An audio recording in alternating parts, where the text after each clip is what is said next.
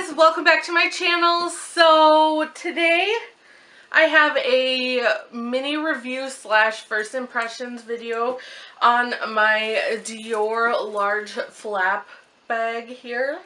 I bought this pre-loved off of Fashionphile. I paid $1,495 for it.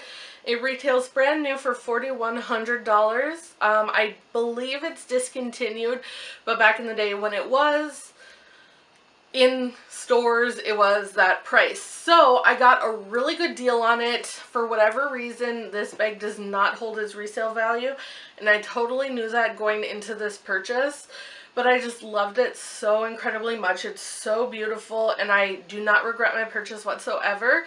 Even if I can't get what I paid for it, I mean, I don't plan on selling it anytime soon, but it's a great bag, and I'm so glad that I've had the experience and have been lucky enough to have it in my collection. So it has definitely opened my eyes to Dior, and I plan on adding more Dior items to my collection just because I do love this bag so much. So we are going to go ahead and get started with the review. I bought this. This isn't going to be a full review because I have only had this a few months, but I did purchase it, oh gosh, August? August. I think in August, if I'm not mistaken. And like I said, I got it off of Fashionphile. This is from the 2013 collection, a collection from 2013. I don't know which one. It just said 2013. And when I received this bag, it was in very good condition from Fashionphile. So that's what it said in their description. As you guys can probably see, looking at the front of it right here, it does have some creasing. I think initially I thought it was from how they stored it, but now I'm thinking because of the length that the strap is at, they probably wore it over the shoulder, and then their arm was probably pressing against here, which made that kind of bulge in, if that makes any sense. So when I do wear this, I try and keep it stuffed at the bottom with something flat so that it pushes this out. Of course, I don't have my tape measure here, but I do remember that it was about 11.5 by 8.5. And then it is about 3 or 4 inches at the widest part. It does taper up slightly. So this is in lambskin. It is a super incredibly soft lambskin. It is very delicate. I haven't had any scratches or anything yet. When I received this, there were 2 marks in the bag. There's a pen mark at the front.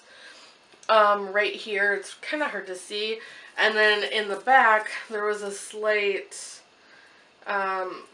little smudge right here. I was able to get this one mostly out.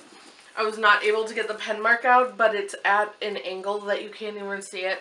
It doesn't bother me. Again, I bought this knowing that they had those flaws or beauty marks, whatever you want to call it. So this is what the front looks like. Again, you have the beautiful canage stitching here. You have silver hardware, and it's a push lock here. And you have a little tab to pull up on. On the back, you have a zipped compartment here, which is where I like to keep my phone. Again, this is the puffy pattern from the front.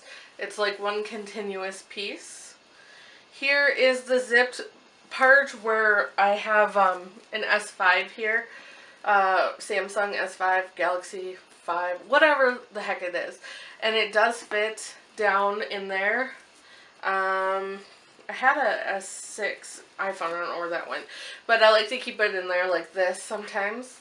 And this is, I don't know if I just mentioned this or not, but it is all leather lined, this pocket, which does add more weight to a handbag, but I just appreciate that extra bit of luxury. I think it makes, you know, it helps make the bag. So, and then you have a little leather pull tab zipper here for the zipper, and it is really smooth.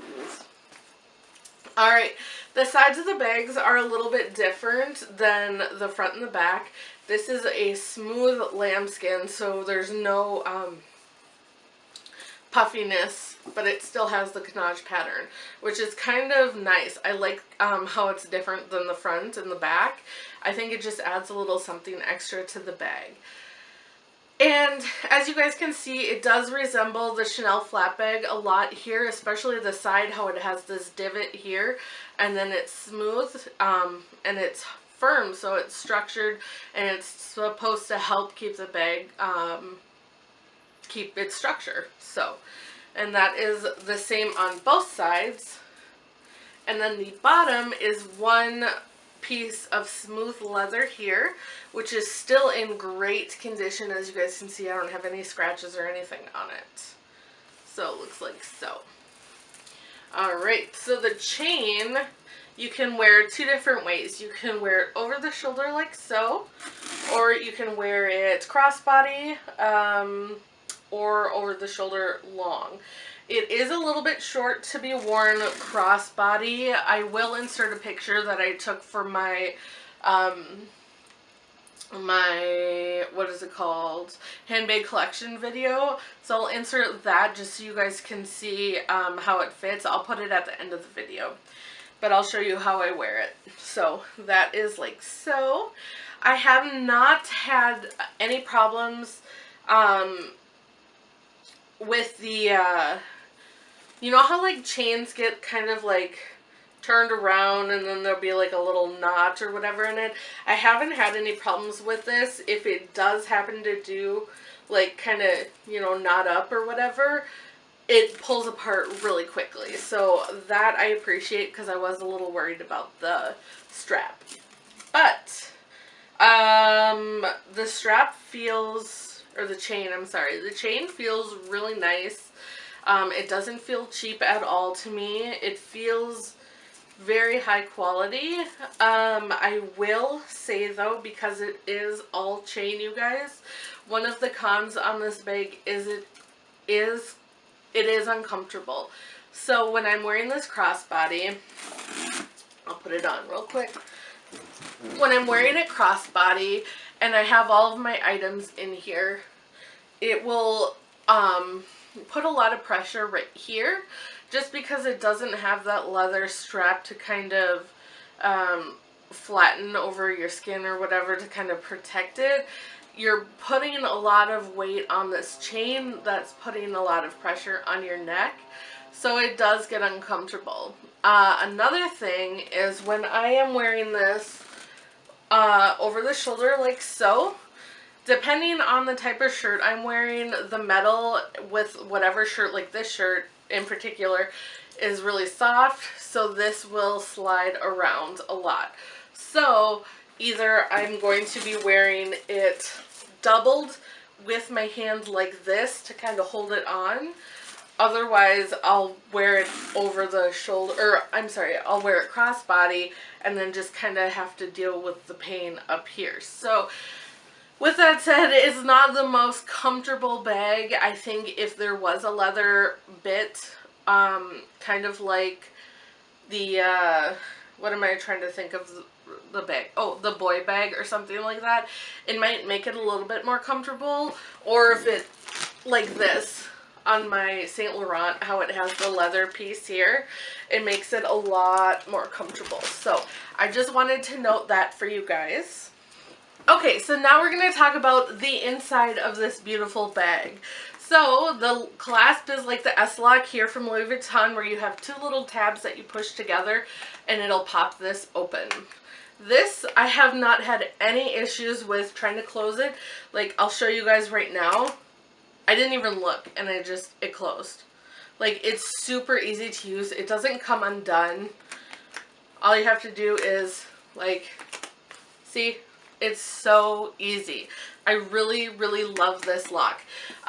In the Louis Vuitton Pochette Métis, you know, it has a pretty similar lock, and I find that very difficult to use because you have to line up that little center part in the middle of this, whereas this just has two little teeth. I don't know if you guys can see that. Two little teeth here that all you do is you just pop in like so. Alright, so it does have a lock here, a little keyhole. It does come with 2 keys that you can use to lock this. I don't use them. I actually have them stored away somewhere, but cute idea, I think. Okay, so on the back of this is just a plain silver, it has 2 little nuts or bolts or whatever screws right there to hold it in. And it is the smooth red leather interior. It says Christian Dior Paris right here. I think it is so beautiful. And then it has, so I'm going to try and show this to you guys. You guys can kind of see how it pulls in here because it has 2 little stitches here.